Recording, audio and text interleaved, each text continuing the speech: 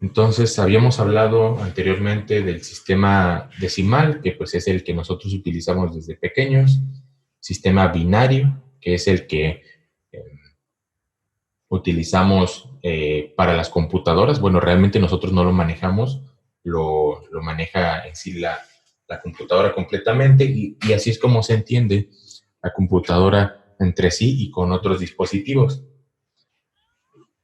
Tenemos el sistema octal, que fue una ventaja, una mejora que se le hizo para la comunicación de la computadora. Y luego, este es el que les quiero presentar, es el sistema hexadecimal. Este sistema fue bastante novedoso y bastante bueno, porque no estoy muy seguro si era el 60 o el 61 cuando se creó, pero fue hasta la década del 70 que ya se empezó a implementar de manera completa. Miren que este sistema es un sistema numérico en base 16. Ya hemos hablado que nosotros manejamos el sistema decimal en base 10, ¿no? De 10 en 10. Cada nuevo dígito que se pone a la izquierda representa una nueva potencia en base 10. Pero para no irnos a lo tedioso, no irnos así a lo técnico, nada más hay que entender que este sistema hexadecimal tiene 16 dígitos. Este es más grande del que nosotros tenemos. Nosotros tenemos en el sistema decimal del 0 al 9 y este tiene 16. Es como, por ejemplo, hablar de las letras que tiene un alfabeto. Con ellas podemos hacer palabras y en el caso de los sistemas numéricos, con ellos podemos hacer números que representen ciertos valores. En el sistema decimal, pues nosotros los tenemos supermedidos, ¿no? Podemos tener 10 escritorios, 10 vasos de agua, 10, no sé, 10 de todo, y siempre va a ser 10. En este caso, pues puede variar un poquito en cómo lo entendemos, porque no es algo que crecimos entendiendo. Entonces, para no entrar no meternos más allá, vamos a ver las principales propiedades. Les digo que tiene 16 dígitos. De los primeros 10 van a ser del 0 al 9, igual que en el sistema decimal. Y los últimos van a ser del 10 al 15. Pero estos de 10 al 15 se van a representar por medio de las letras de la A a la F. Y sí suena raro que un sistema numérico, porque habla de números, tenga letras. Y podría parecer confuso cuando lo ven en la tabla de la derecha. Pero no es realmente complicado porque las conversiones son bastante sencillas eh, y lo único que hay que entender es el motivo. No vamos a ver tanto el sistema de conversiones, sino vamos a ver el motivo por el cual esto es importante. Entonces, estas letras, a pesar de que pues son letras, se consideran como números. Y sí sé que suena raro y suena confuso, pero sí, de ahí del 0 al 9 y de ahí el A va a considerarse como 10, el B va a considerarse como 11 y así sucesivamente hasta la F, que es el 15. Y parece raro, pero simplemente es para no tener, para no confundir, mejor dicho, y poder tener un valor 10 sin que tenga dos caracteres, sin el 1 y el 0, para que sea un 10 de un solo carácter. Esa es su finalidad. Vamos a ver, aquí arriba les pongo todos los dígitos del sistema hexadecimal. Y la ventaja por la que se creó este sistema es porque las computadoras, al ser controladas por binario y después, posteriormente, una representación del sistema octal, se dieron cuenta que podían generar un nuevo sistema numérico para que les permitiera, por medio de dos caracteres, representar 8 bits, es decir, un byte. Recuerden que les hablaba anteriormente en las clases que en el sistema binario, que es el que maneja la computadora y es lo único que entiende, tiene que tener por lo menos, para que algo tenga sentido, 8 bits, es decir, un conjunto de ceros y unos, pero con 8 dígitos. Y 8 dígitos, si lo transformamos al sistema binario, pues nos da un número del 0 al 255.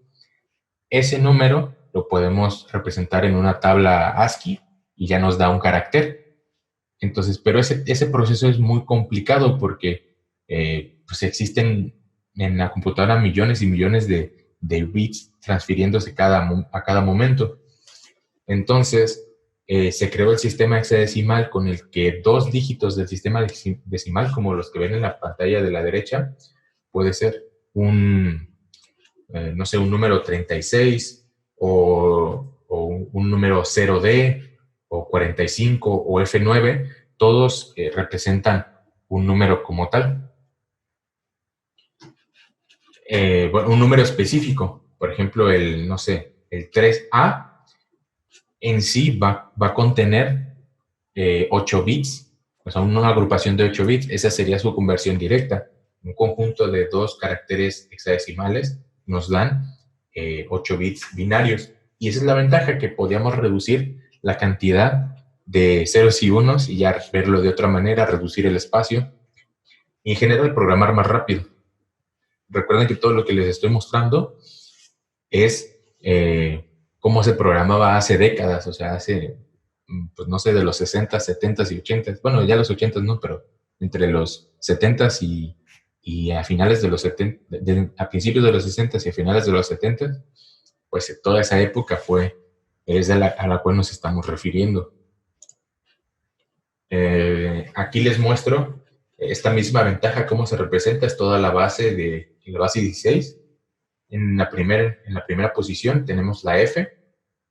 Aquí, pues, de hecho, aquí está mal.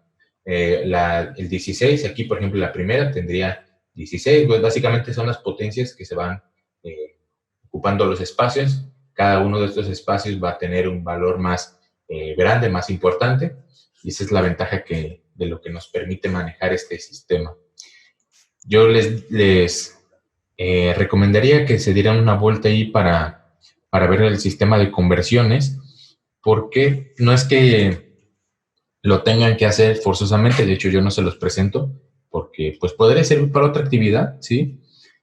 Pero lo veo un poquito innecesario porque es más importante entender. Si ustedes se quieren dedicar a hacer una aplicación para móvil, pues rara vez van a tener que utilizar un sistema de programación como hexadecimal, ¿no? Bueno, no van a tener que utilizar el sistema hexadecimal para hacer programación, mejor dicho. Van a utilizar un lenguaje de alto nivel. ¿Sí, sí, diga? Lo escuché por ahí. Bueno, entonces, sí, les comento, tendríamos que estar viendo, por ejemplo, a este punto, si quisiera mostrarles conversiones, digo, no estamos en clase, por eso es más, no es tan fácil hacerlo desde acá. Tendremos que ver, ya vimos decimal, octal y binario. Entonces tenemos 3 sistemas que ya vimos y vimos sus conversiones, al menos las más importantes. Entonces ahora con hexadecimal tendremos que ver hexadecimal a binario, hexadecimal a octal, hexadecimal a decimal y las otras 3 que van de vuelta. Entonces tendremos que ver 6 tipos de conversiones o al menos 4. Entonces, para no meternos así en tanta conversión, porque sé que es confuso, les dejo más bien con el concepto para que lo puedan entender y sea más fácil para ustedes. ¿Por qué es importante el sistema hexadecimal? Porque se utilizó precisamente como referencia para la programación. Acuérdense que estamos hablando de una programación de bajo nivel. Yo sé que esto probablemente no les suene del todo, pero eso se los voy a explicar ya para corte 2, cómo funciona cuando ustedes programan en un lenguaje como C o Java o JavaScript o Python o cualquiera de los lenguajes que hoy en día se usan, cómo es que pasa, todo ese código se traduce por muchas capas, o sea, muchas veces hace un proceso de transformación de código hasta llegar a puro 0 y 1. Eso les voy a explicar más adelante, pero con que sepan y que entiendan que el sistema hexadecimal pues sirve precisamente para representar los binarios de una manera más sencilla y que esto se utiliza para un tipo de programación, pues ya con eso. Ahorita lo que nos interesa es ver entonces y repasar y finalizar, porque no lo vimos en sí bien, es el funcionamiento de la computadora, pero ya a un nivel un poquito más exacto, como las entrañas, cómo es que funcionan. Y esto se los empecé a explicar en la clase pasada, sin embargo ya no alcanzó a dar tiempo por el tema de hablar de las conversiones, por eso les decía que es un poco tardado, porque hay que ver con ejemplos y todo eso. Entonces, la computadora ya les había comentado que en base a esta arquitectura que están viendo a la derecha, hablamos de arquitectura, recuerden, como la manera en que organizamos los componentes y cómo se comunican entre sí. Consta de una CPU, una unidad central de procesamiento, es decir, el espacio o el módulo donde va a procesar todas las instrucciones, una memoria y las unidades de entrada y salida, que puede ser, normalmente en aquella época era una pantalla y un teclado, y ya no había tal cosa como un mouse, a lo mucho tal vez una pequeña impresora o algo así, pero ya, eran las unidades de entrada y salida que tenían. Normalmente en aquella época, pues una computadora era más parecida como a una laptop, pero gigante, por así decirlo, o una computadora toda conectada, pero gigante. Con el paso del tiempo, pues que se empezaron a hacer más pequeñas y más pequeñas, pues seguían pareciendo como si fueran laptops, es decir, como una máquina de escribir con pantalla así enorme. Entonces, a ver, cada una de estas partes, pues para los programas tiene una función específica. Y como les decía, que todas utilizaron la arquitectura de von Neumann, que bueno, hasta esa época, estamos hablando de finales de la Segunda Guerra Mundial, por ahí de 70 y pelos, estamos viendo que von Neumann, con un equipo de programadores, de diseñadores de computadoras, hicieron este pensamiento, esta forma de comunicar la computadora en base a una unidad central de procesamiento, memoria y sistemas de entrada y salida, ¿no? Entonces, básicamente, todo lo que se metía por teclado se consideraban datos, ¿no? Si el sistema... Recuerden que en aquella época ni siquiera existían las ventanas, no como hoy en día, era una terminal como el CMD, a ver si... No, tendría que... Bueno, sí, puedo cerrar esto. Así, miren, sería básicamente como esto. ¿Sí? Como esto, así. Déjenme abrir esto.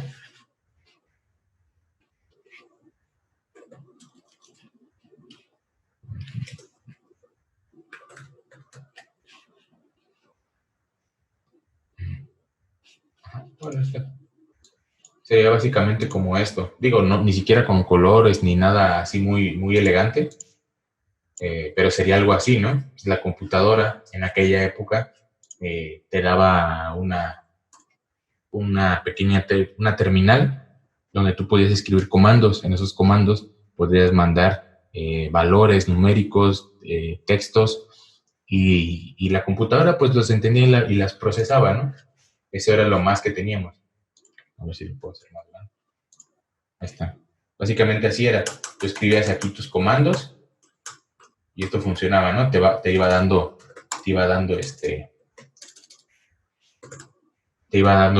la información. Pero para no meternos así en estos cositas, vamos a regresar y esto lo vamos a hacer para atrás. Ajá. Entonces, como les comento, todos los datos y todo lo que le mandamos por el teclado podrían ser datos, como texto o números, o podrían ser instrucciones, como llamadas a comandos. Todas estas instrucciones y datos, pues, se manejaban en una sola memoria y el procesador, pues, como su nombre lo indica, las procesaba. Más adelante les voy a explicar cómo es que las procesaba. Entonces, la ejecución de esos datos, de esas instrucciones, se realizaba de manera secuencial, haciendo una instrucción tras otra. Parecida como lo que hoy vemos, pero hoy es distinto. Hoy más los programas se ejecutan a través de eventos. Siempre están a la escucha, siempre hay un código corriendo en un bucle infinito, y cuando nosotros pulsamos un botón o tecleamos algo, es donde responden. Ya no es de manera secuencial, ya nosotros no tenemos que darle un dato o unas instrucciones de entrada y nos da una salida. Ahora se interactúa con nosotros y está a la espera y a la escucha de lo que nosotros le digamos. La manera en que las computadoras hoy funcionan, pues son distintas. Entonces, al utilizar esta arquitectura, fue no solo el hecho de manejar o dividir la computadora en componentes más específicos, porque antes todos los componentes que les muestro en pantalla estaban regados. Ahora, en base a la arquitectura de von Neumann, se podía utilizar algo así como, bueno, no es un término técnico, pero se podría llamar como un reciclaje de hardware. porque la placa con la que estaba creada la computadora, tengan en cuenta que estos dispositivos que incluso hoy en día los vemos como microondas, licuadoras, todo eso, pues tienen una placa impresa, una placa de silicio, normalmente es así como una verde, que adentro viene, se dice que está impreso, pero no como impreso de impresora, sino impreso de que está ahí pues soldado los circuitos miniatura, como pues la placa es de un material llamado silicio, y están ahí todos los chips, transistores, diodos, bueno, todos los elementos electrónicos que no, bueno, al menos yo no tengo mucho contacto con el mundo así electrónico, pero conozco al menos esas partes porque de eso se conoce, de eso se compone la computadora. Entonces, estas placas, normalmente hace muchos años la computadora pues se tenía que crear una para algo específico, por ejemplo, para las matemáticas. Se creaba una computadora específica con una placa hecha que venía dentro de la máquina para funcionar para las matemáticas. Si querías hacer gráficos, pues una placa especializada. Si querías hacer no sé, estadística, otra placa. Si querías irte a algo muy específico o alguna rama de una industria, pues tenías que hacer una placa. De hecho, para empresas, para ciertas empresas que tenían una serie de combinaciones entre matemáticas, estadísticas, entre partes contables, cosas así, o temas de registros o temas de reportes, pues tenían que crear una placa especializada y era extremadamente caro para esa época. Entonces, lo que se manejó con esta arquitectura fue la posibilidad de manejar un intérprete de instrucciones. Por ejemplo, antes era de esta manera. Entonces, bueno, aquellas personas metían datos, había un hardware especializado y mediante una secuencia de funciones, de funciones lógicas y aritméticas, podía entender las palabras, les daba una lógica, les daba un sentido y hacía operaciones aritméticas. Entonces, en combinación con este tipo de funciones, sacaba un resultado específico. Pero eso equivalía a mucho, mucho dinero, ¿sí? Entonces, fue con la implementación de esta arquitectura que se manejó aquí, este modelo de comunicación. No sé si alcanzan a ver ahí mi dibujo.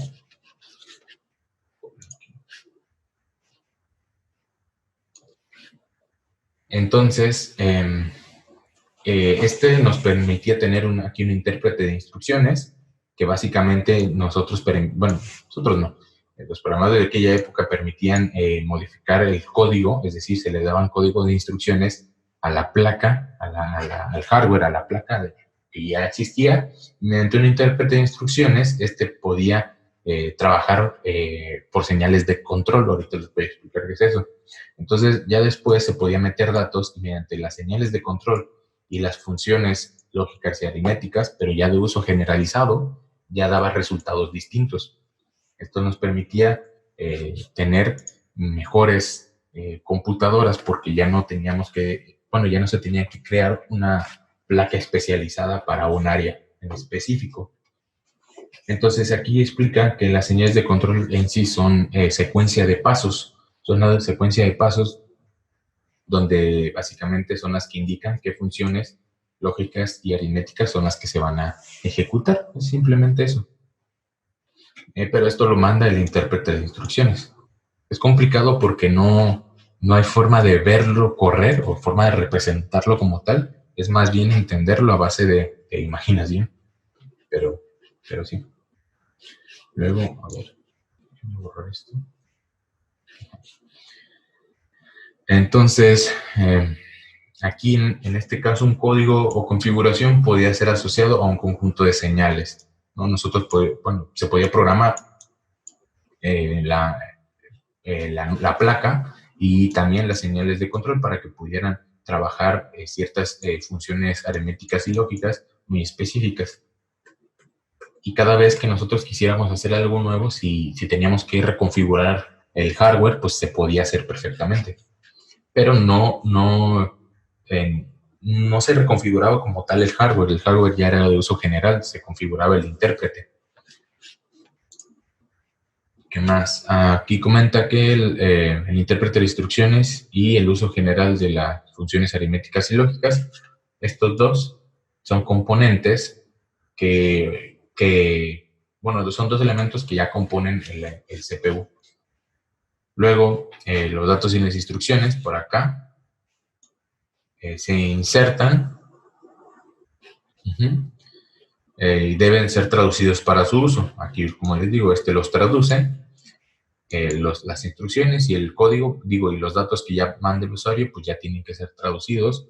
Estos pueden ser comunicados por componentes de entrada y salida, es decir, cómo yo le doy instrucciones al intérprete para que la placa de hardware funcione específicamente a través del teclado.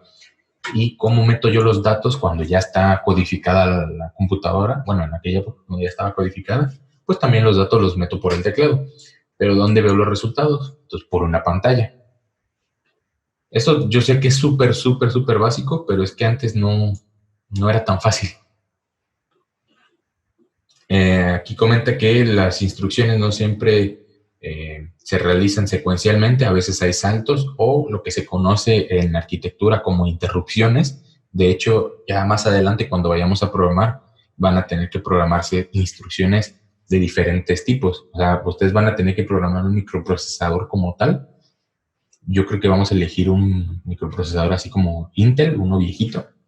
Vamos a utilizar un emulador de ese microprocesador con un lenguaje que utiliza muchas características del sistema hexadecimal, por eso les decía que era importante.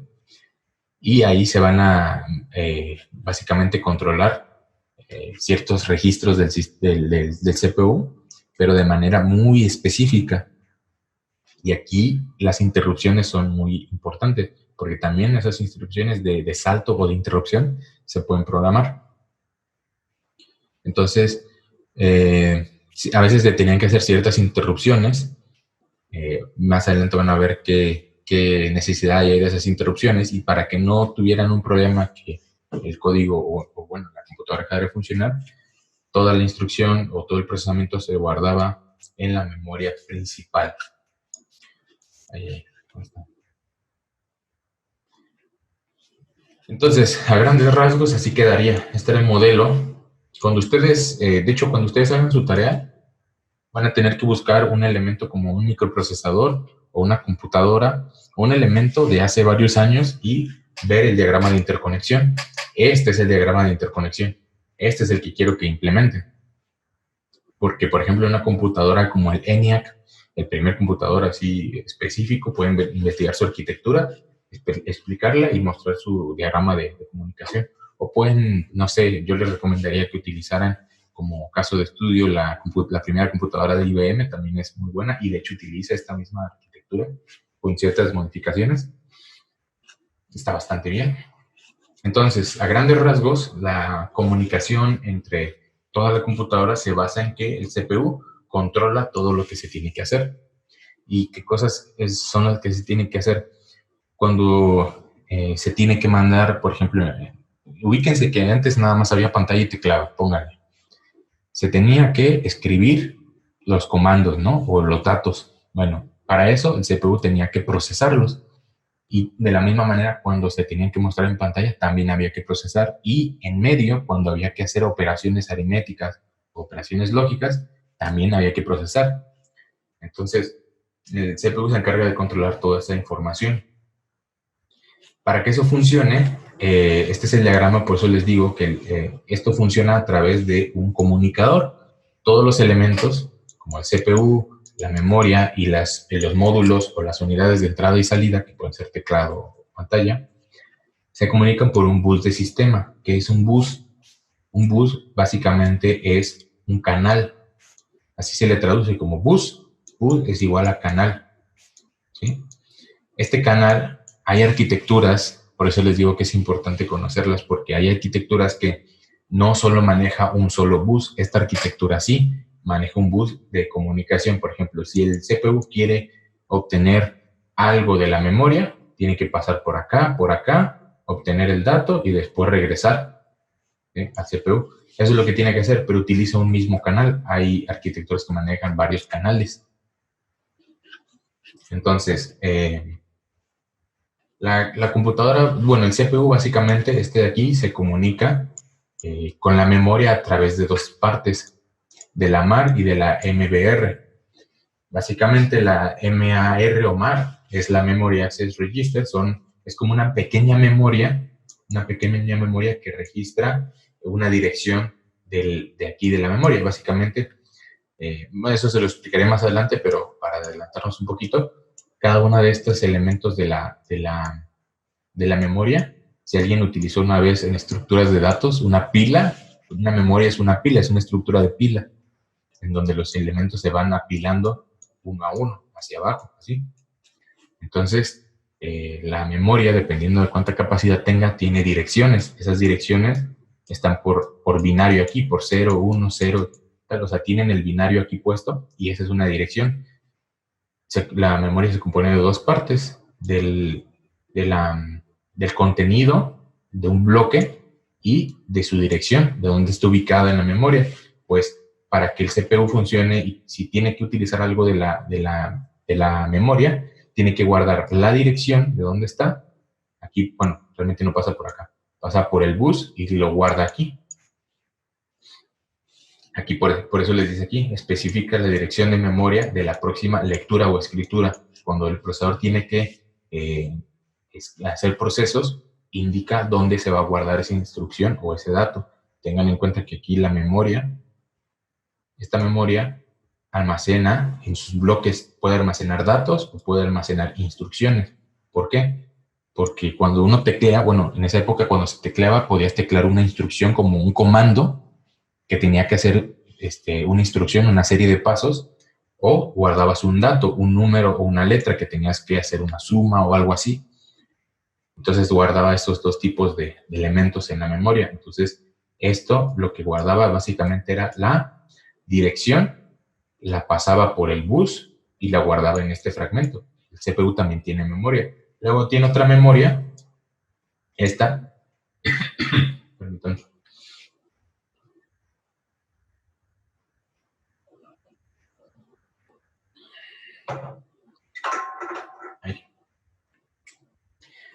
Esta memoria, en lugar de guardar una dirección, recuerden que la dirección es esto que está aquí afuera, donde especifica por serie de números, bueno, dígitos binarios, dónde está ubicada. Esto es básicamente como si fuera un fraccionamiento de casas. O es más, esto pareciera más bien como una ciudad. Todo esto se podría considerarse así como si fuera una ciudad. Este es un fraccionamiento y cada una de las casitas tiene su propia dirección. Esa es la analogía más cercana o más fácil que les podría yo decir. Entonces, aquí en este cachito lo que guardaba era la dirección, pero en este cachito de memoria lo que guardaba era el dato, el elemento o la próxima instrucción. Entonces, cuando, por ejemplo, un teclado metía datos, tenía que pasar por el módulo de entrada y salida, pues en este caso era uno de entrada, entra la información, el sistema, el CPU sabe qué es lo que tiene que hacer, se comunica con la memoria para estar almacenando en estos registros lo que tiene que hacer y se está comunicando siempre así, ¿no? Está haciendo todo esto al mismo tiempo. O sea, hace un montón de esto y hace un montón bueno, hace un montón de ciclos y vueltas. Tiene que estar para procesar toda esa información y al final, cuando ya terminó de hacer todo eso, no sé, hizo para una instrucción sencilla, hizo 200 ciclos de ejecución, ¿no? Se hicieron bastante y después al final lo manda por la pantalla. Eso realmente es lo que hace, a final de cuentas. Vamos a ver qué más. Existen también, muy parecido a los anteriores registros de comunicación, existen estos dos registros de memoria que se comunican con las entradas y las salidas de los dispositivos, ¿no? Como les decía, hay un módulo de memoria, eso ya se los expliqué, y cada posición contiene un número binario, es lo que les decía, aquí contiene un número binario, que puede ser interpretado como un dato o una instrucción. Muy bien, eso ya se los dije todo. Ya casi acabamos, chicos. Entonces, también les digo, existe un módulo de entrada y salida, que puede ser un módulo que conecta con todos los elementos, con todos los, bueno, en ese caso no me sabía teclado y pantalla. Se comunica con CPU y en la memoria, se puede comunicar aquí. se puede comunicar por acá y viceversa. Y estos módulos, contienen registros llamados buffers. Estos buffers, ¿cómo les puedo explicar? Son también elementos de memoria, pero no son elementos, es que, ¿cómo les digo? Los buffers son como elementos de memoria, pero físicos. Son pequeñas piezas que pues, almacenan cierta información. Sí, que son internos para almacenar temporalmente los datos hasta que puedan enviarse. Tengan en cuenta que en aquella época el procesamiento era muy lento, entonces, de mientras a veces cuando ustedes, se escribía en el teclado, o se escribía o se mandaba en pantalla, pues se tenía que almacenar de manera temporal cierta información para irla mostrando de manera procedural, o sea, no todas de golpe, porque no alcanzaba el procesamiento ni la velocidad para hacerlo. Hoy en día, pues ya escribimos algo y es instantáneo, pero a veces, en aquella época no era tan así. Entonces, pues la finalidad de la computadora es ejecutar un programa, ¿no? Si el programador ya podía reprogramar la computadora para que hiciera diferentes tipos de operaciones y ya les podía meter diferentes tipos de datos, entonces la idea es que se creara un programa que podía cumplir con características generales o características específicas para un área, ¿no? Si cual fuera el caso, el chiste era ejecutar un programa por medio de los datos de entrada. Entonces, este programa básicamente está construido por una serie de instrucciones que se almacenan en memoria y es el procesador quien las procesa, vaya. Entonces, el procesador lee instrucciones o lee lo que debe de hacer y pues las ejecuta, ¿no? Con el apoyo de la memoria.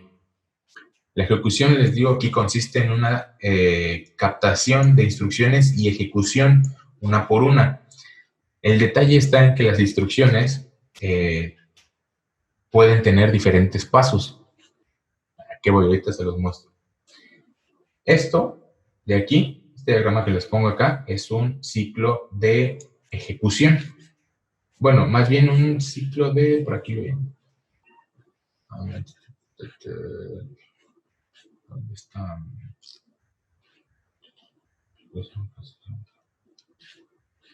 Pues sí, sería un... Déjame ver acá.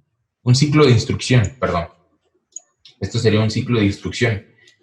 ¿En qué se basa un ciclo de instrucción? Cada vez que en aquella época le metían datos y la computadora tenía que trabajar, el procesador, la computadora, pero en específico el procesador, tenía que hacer muchos ciclos de instrucciones, es decir, el programa que ya le habían puesto, ya le habían implementado, tenía que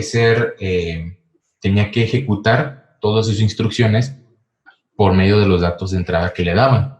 Entonces, ¿cómo funcionaba eso? Primero iniciaba, entonces capta la instrucción que debe de realizar, posteriormente ejecuta esa instrucción. Y aquí es donde entran dos conceptos. Cuando ejecuta las instrucciones, el CPU tiene que hacerlo múltiples veces. Aquí hay un ciclo de instrucción que básicamente ejecuta toda la serie de pasos que esa instrucción lleva. Por ejemplo, una instrucción puede tener, no sé, n cantidad de pasos. Ya cuando termina de ejecutar toda esa instrucción, vuelve y comienza el ciclo de captación. Vuelve a captar la siguiente instrucción.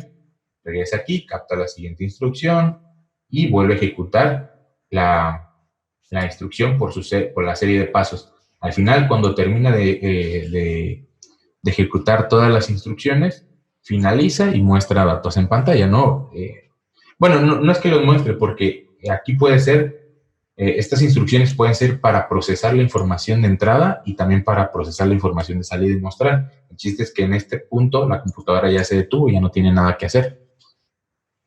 Pero así es como trabaja realmente el procesador, por un ciclo de instrucción.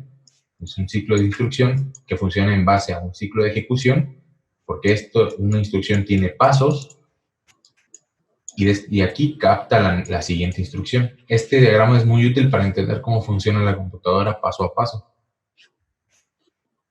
Por último, Les digo, esta serie de procesamientos de instrucciones se le llama ciclos de instrucción y se basa en los dos ciclos, en las dos etapas llamadas ciclo de captación y de ejecución. Entonces, al ser un ciclo, un bucle, vaya, si la máquina se desconecta, se apaga o se produce un error que ya no permite la recuperación, pues entonces el ciclo de instrucción pues se detiene, ¿no? Completamente. Pero hay veces en las que no siempre se tiene que detener el ciclo de instrucción porque hay un error, sino que a veces se tiene que detener a propósito por medio del programa. Y aquí es donde comienza otro concepto, que es cuando el CPU capta una instrucción de memoria, cada vez que el CPU capta una nueva instrucción, ejecuta el ciclo de captación aquí. Hay un elemento del CPU que se llama PC o Program Counter o un contador de programa para saber cuál es la siguiente instrucción. Y a menos que el CPU indique otra cosa, el PC o el Program Counter, el contador del programa, aumenta después de captar la siguiente instrucción. Este que les estoy diciendo, no me lo estoy inventando, se los muestro aquí en pantalla, es este que está aquí. ¿Sí? Este es el Program Counter, el que sabe cuál es la siguiente instrucción que continúa. Y, ¿dónde está? Ajá. Aquí está. Entonces, la instrucción captada se guarda en el CPU, les digo, esa instrucción se guarda porque se guarda la dirección, en el CPU se guarda la dirección en memoria, el elemento en memoria, que ya sea un dato o una instrucción, y se guarda el contador de la instrucción. Esos tipos de cosas hace el procesador en cada ciclo, en cada vuelta. Entonces, la instrucción captada se guarda en un registro de la CPU. Ese registro se conoce como IR, Instruction Register. Y pues una instrucción puede ser requerida de 4 tipos. Vaya, la instrucción que ejecuta o la instrucción que se va a ejecutar puede ser de 4 tipos.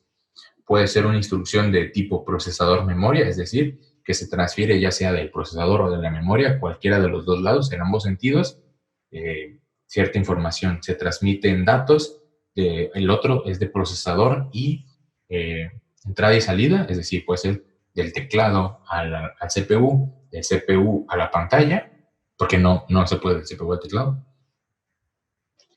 Y ese tipo de instrucciones también se puede hacer. Hay otro de procesamiento de datos, que básicamente es cuando hace el proceso lógico aritmético, y una de control, y este es interesante porque hay una instrucción llamada de control, hay un tipo de instrucción llamada control, porque, por ejemplo, aquí les puse un ejemplo muy interesante porque aquí es donde les explica para qué sirven las instrucciones.